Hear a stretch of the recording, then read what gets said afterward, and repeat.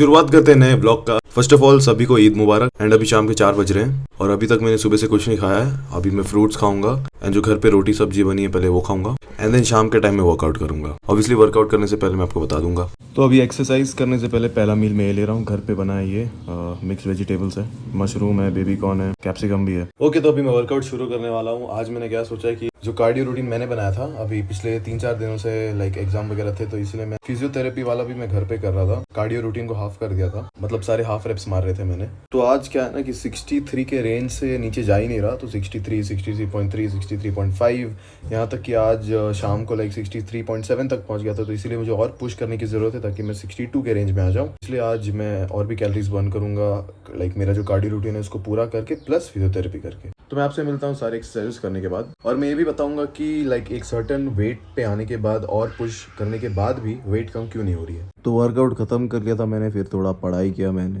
फिर सो गया। अभी रात के 1 बज रहे हैं। वर्कआउट तो खत्म हो गया। अभी इस चीज़ के बारे में डिस्कस करना था कि अभी 63 किलोज पहुंच गए हैं, तो अभी वेट फर्दर रिड्यूस होने में इतनी दिक्कतें क्यों आ रही हैं, जबकि मैं ग्राइंड भी कर रहा हूँ एंड डाइट भी सही से फॉलो कर रहा हूँ। दूसरे रीजंस है जो हो सकते हैं अनडाइजेस्टेड फूड या फिर डाइजेशन में कोई प्रॉब्लम हो, लेकिन मेरे को ऐसा कुछ फेस करने को नहीं मिल रहा है। Other than that number 1 reason यही है, I am losing fat and gaining muscle at the same time. तो फैट भी लूज हो रहा है और मसल भी एक ही साथ एक ही पॉइंट पे चढ़ रहा है, तो इसी की वजह से ऐसा लग रहा है कि वेट रिड्यूस नहीं हो रहा। दिस सिंपली मीन्स दैट कि फैट जा रहा है लेकिन मसल भी चढ़ रहा है बॉडी पे। तो इसलिए लाइक एक पॉइंट के बाद वेट और डिक्रीज नहीं हो रहा है क्योंकि मसल गेन होते जा रहा है, क्योंकि मैं प्रोटीन डाइट ले रहा हूँ ताकि फैट लॉस हो अच्छे से।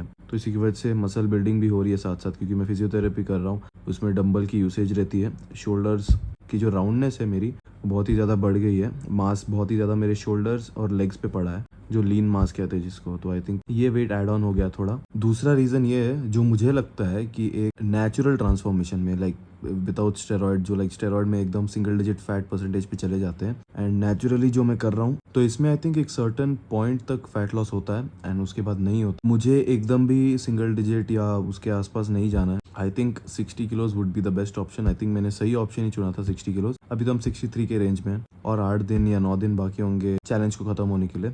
60 के रेंज में मैं ला दूंगा, वो तो हो जाएगा, लेकिन beyond that I think fat loss नहीं होगी।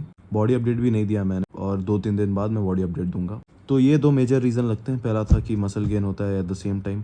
दूसरा रीज़न यही है कि एक पॉइंट के बाद फैट लॉस नहीं हो पाती आपके बॉडी में अगर आप नेचुरली कर रहे हो तो हाँ, जहाँ तक मैंने अपने बॉडी को समझा, आई थिंक यही 2 मेन रीजंस हो सकते हैं कि फर्दर पुश करने में बहुत ही ज़्यादा डिफिकल्टीज आ रही हैं। एनीवेज, और फैट जो मैं घटाना चाहता हूँ, और 3 किलो जो है, नॉट फैट एग्जैक्टली, और 3 किलो जो वेट है उसको घटाने के लिए मुझे खाना और कम करना पड़ेगा। और तो कम क्या ही करूँ, 1 ही मील या 2 ही मील खा रहा हूँ दिन में। आई थिंक एक्सरसाइजेस की जो इंटेंसिटी है वो और इंक्रीज करनी पड़ेगी, क्योंकि मैं बीच में कभी कभी ज़्यादा ब्रेक्स लेता हूँ जो कि नहीं करना चाहिए।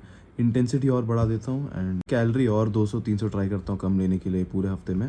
ज़्यादा पानी और फ्रूट्स पे डिपेंडेंट रहूँगा। एनीवेज, अगर आपने यहाँ तक देख लिया है और अगर आप एंजॉय कर रहे हो तो please click the like button. Subscribe के बटन पे गलती से अगर क्लिक नहीं है तो सब्सक्राइब भी कर दो। शेयर कर दो अपनी फैमिली फ्रेंड्स के साथ जिनको फिटनेस में इंटरेस्ट है। तो thank you for watching the vlog. मिलते हैं कल के व्लॉग में।